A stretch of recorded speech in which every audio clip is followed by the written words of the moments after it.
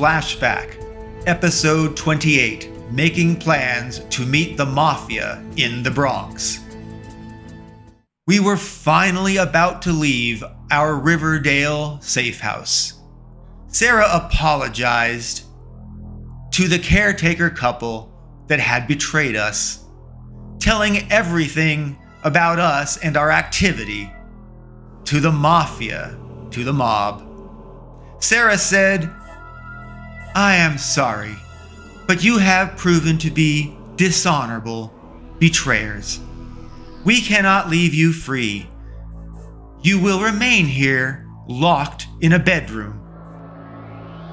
When we return, I will free you, and then you had best never be heard from again, or I will ensure God judges you far sooner than later," she ended menacingly. And they were deposited and locked up in their bedroom as Sarah promised. Taylor declared, "We can't go in to see Barney all stupid. We need a plan before we meet Boss Barney, who is clearly threatening us and intending to take your flaming dagger because it was the tech, as he called it, that he wants, that we used to cut into Soros's panic room vault door." Taylor warned the Mafia is no joke, and Liborio Barney Bellomo is big time. She cautioned, "They may be a more immediate threat to us than the devil Baal right here, right now. We need to deal with this, and we need to take it very seriously." Bob joined in and contributed what he learned on the internet about the Genovese mob family. He said, "Hey, this big boss Barney, he has lieutenants too that command like subordinate factions. Barney's armies are the 116th Street Crew. They run Upper Manhattan and the Bronx. And then there's the Greenwich Village Crew. They run obviously Greenwich Village, but also Lower Manhattan. And then they got the New Jersey faction. Well, they run all of New Jersey." Bob glumly continued, "I see a lot of firepower and opposition ahead for us. Now we have the Devil's Cult and world governments and the mob all after us. And probably they all want us dead. Things just keep getting better," he grumbled. Taylor reiterated for the group, "We need a plan. We need to protect the dagger, and we need to protect ourselves. We will potentially be walking into a den of thieves, a den of wolves." I spoke up. "Well, I was summoned.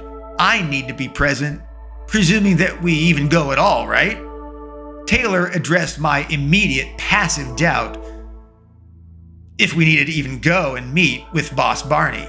She answered, "We have to meet the mob boss. If we do not, he will send his foot soldiers to hunt us down." She sighed, "We cannot afford to have more threats after us, especially when we are on a mission." Taylor stated, "We cannot fight on more than one battlefront at a time." Katie broke into the topic. "I think that we do need to meet the Mafia boss, Barney," she said, "and I think I need to be there too. My being able to tell if someone is lying, well, that'll be helpful, I'm sure of it, especially when dealing with criminals.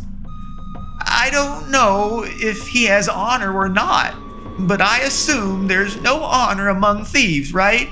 Well, at least until we know better." Taylor joined in and added, "I need to be there as well. You need an expert combatant and tactician." Sarah grinned.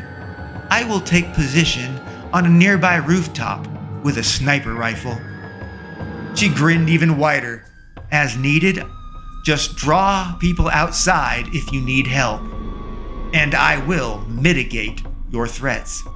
Bob offered, "Hey, I can help too. I'll be the bad guy, like the water boy for the football team on a field.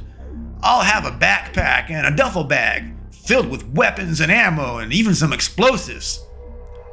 Well, we all had our plan. Taylor, Katie, and I would meet with mob boss Barney in the warehouse, unarmed. But I will bring the flaming dagger of choice and destiny as the panic room vault break-in tech, per Barney's command request after all. And Sarah would be stationed on a nearby rooftop with a sniper rifle. Bob would roam nearby with a backpack and duffel bag full of weapons, ammo, and explosives. Bob paused and looked to Sarah. He asked almost sheepishly, "Sarah, I also found on the internet some stuff about the Illuminati." He continued, "Is the Knights Templar Illuminati the same corrupt, evil organization bent on world domination? They're called the Illuminati. Are they the same people that we're fighting? Are we on the right side of history here?" Sarah replied, clearly frustrated, and said, "The Knights Templar." She restarted. "The Knights Templar Illuminati is perhaps the oldest organization in the world. The Knights Templar Illuminati were driven underground by the Catholic Church and its popes directly. The Church united with monarchies, making kings and queens disavow and attack the Knights Templar." Sarah decried, "There is a fake Illuminati that seeks to undermine and discredit the real Knights Templar Illuminati." She almost joked. Imagine a secret organization whose survival depends on its secrecy, has world-level leaders and billionaires whom all take photographs of themselves showing the fake triangle symbol of the Illuminati with their hands. That unto itself should demonstrate to anyone that they are not the Knights Templar Illuminati. We would be hunted and destroyed were we to expose ourselves so stupidly. Sarah concluded, "Any so-called secret organization that flaunts its alleged secrecy is a false syndicate, filled with corrupt, wicked, evil people." Sarah declared, "I wish the evil forces were unsuccessful at vilifying the Knights Templar Illuminati. But it does not matter.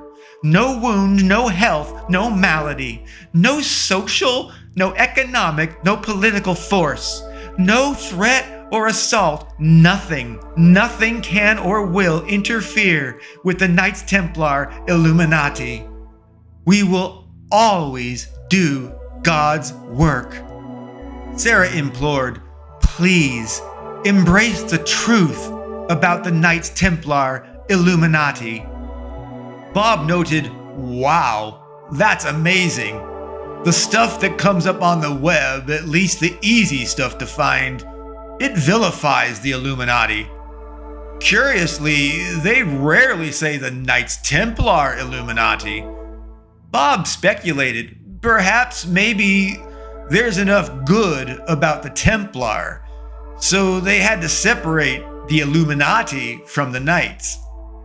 Bob queried, "Is this the devil Baal trying to hide the truth? Is the cult of Baal actually the fake Illuminati?" Bob continued, I am impressed with how the Knights Templar have kept their identity and operation a secret for so long. It's impressive, too, that they kept the secrecy despite being publicly vilified.